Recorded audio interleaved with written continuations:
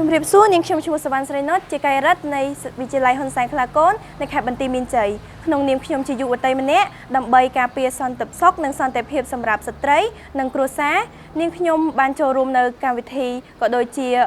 សកម្មភាពសង្គមផ្សេងមានដូចជានាងខ្ញុំបានចុះឈ្មោះជាកាយរដ្ឋដើម្បីមានលទ្ធភាពជួយដល់សង្គមតាមអ្វីដែលនាងខ្ញុំអាចធ្វើទៅបាន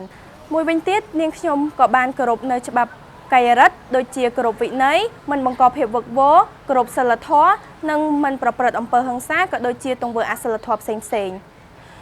យ៉ាងណាមិញនាងខ្ញុំក៏បានចូលរួមនៅក្នុងការចែករំលែកបទពិសោធន៍ល្អជួយទៅដល់មនុស្សដែលនៅជុំវិញខ្លួនផងដែរអ្វីដែលសំខាន់ទៀតនោះនាងខ្ញុំក៏បានចូលរួមនៅការងារសង្គមល្អផ្សេងដូចជាការបើកបង្រៀនវគ្គតូចទៅដល់ក្មេងៗដែលនៅក្នុងសាលារៀនក៏ដូចជាការដែលចូលរួមកម្មវិធីមិនខ្សែបគ្រឿងញៀនជួយដាំកូនឈើក៏ដូចជាជួយដល់ជនពិការផ្សេងជាដើមអ្វីដែលសំខាន់នាងខ្ញុំក៏បានជួយជំរុញក៏ដូចជាលើកទឹកចិត្តទៅដល់យុវជនផ្សេងក៏ដូចជាស្ត្រីនិងកុមារដើម្បីឲ្យគាត់មានការចូលរួមនៅសកម្មភាពល្អជៀសវាងការដែលគាត់ប្រើពេលវេលាចំណាយពេលអត់ប្រយោជន៍ចាក្នុងនាមជាយុវជនមួយរូបនាងខ្ញុំអាចចូលរួមដូចជាទី1គឺធ្វើជាគំរូដ៏ល្អសម្រាប់យុវជនទូទៅចានិងទី2ចូលរួមក្នុងការផ្សព្វផ្សាយអំពីសមភាព gender ការចូលរួមគ្រប់សកម្មភាពទាំងអស់របស់យុវជនដោយសហការជាមួយនឹងអាជ្ញាធរគ្រប់ជាន់ថ្នាក់ក្នុងមូលដ្ឋានដើម្បីជាផលប្រយោជន៍ក្នុងនាមជាយុវជនដូចគ្នាក្នុងមូលដ្ឋាននោះផងដែរដោយឡែកនាងខ្ញុំក៏សូមចូលរួមបន្ថែមផងដែរពាក់ព័ន្ធទៅនឹងការចូលរួមជាមួយនឹងយុវជនដូចគ្នាក្នុងការអាចធ្វើជាអ្នកប្រឹក្សាយោបល់ប្រកបដោយសុវត្ថិភាពចំពោះយុវជនដែលគាត់មានវិបត្តិផ្លូវចិត្តក៏ដូចជាមានបញ្ហាផ្សេងគាត់អាចពិភាក្សាជាមួយនឹងយុវជនដូចគ្នាដើម្បីគាត់ទទួលបាននៅសន្តិភាពផ្លូវចិត្តគាត់ក៏អាចคล้ายទៅជាយុវជនម្នាក់ដែលអាចជាសសរទ្រូងប្រទេសជាតិនិងគាំទ្រទៅលើប្រធានបទនៃទិវានារីអន្តរជាតិនេះផងដែរចាសូមអរគុណសូមជម្រាបសួរខ្ញុំបាទឈ្មោះនីសឡុងជាយុវជនការរដ្ឋនៃវិទ្យាល័យអូម7ចំពោះការងារយុវជនដែលខ្ញុំបានចូលរួមមានដូចជាបង្ហាញបទពិសោធន៍ល្អចំពោះយុវជនការរដ្ឋដទៃទៀតហើយខ្ញុំបាទក៏បានចូលរួមការជួយចាស់ជរានៅតំបន់317ដែលជួបក្នុងឆាត់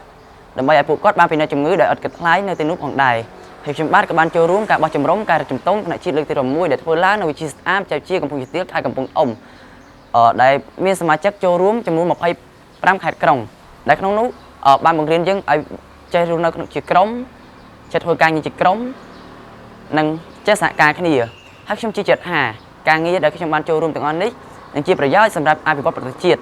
ដើម្បីមានសុខសន្តិភាពអ្វីដែលខ្ញុំអាចធ្វើបានគឺការចូលរួមដោយខ្លួនខ្ញុំផ្ទាល់គឺត្រូវតែយកគំរូល្អនៅក្នុងសង្គមគ្រួសារកន្លែងការងារគោរពច្បាប់និងប្រកាន់ខ្ជាប់នៅសីលធម៌លើសពីនេះទៅទៀតការលើកកម្ពស់ការយកចិត្តទុកដាក់នៅសិទ្ធិនារីសមភាព gender និងការពារសុវត្ថិភាពស្ត្រីដែលងាយរងគ្រោះហើយជាពិសេសទៅទៀតការងារជាក់ស្ដែងដែលខ្ញុំធ្វើនោះគឺការជួយសម្របសម្រួលដល់ជនរងគ្រោះនិងការផ្ដល់ប្រឹក្សាយោបល់ហើយជូនស្ត្រីនិងកុមារទៅដាក់ពាក្យបណ្ដឹងនៅសាលាដំបងខេត្តបន្ទាយមានជ័យ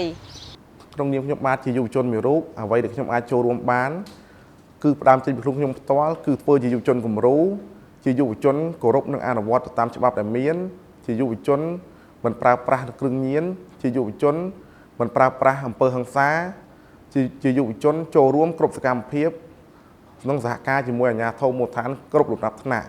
រាល់សកម្មភាពរបស់យុវជនគឺជាការចូលរួមគ្រប់គ្រងយ៉ាងសំខាន់ជួយដល់ប្រទេសជាតិដើម្បីឲ្យមានសុខសន្តិភាពសូមអរគុណ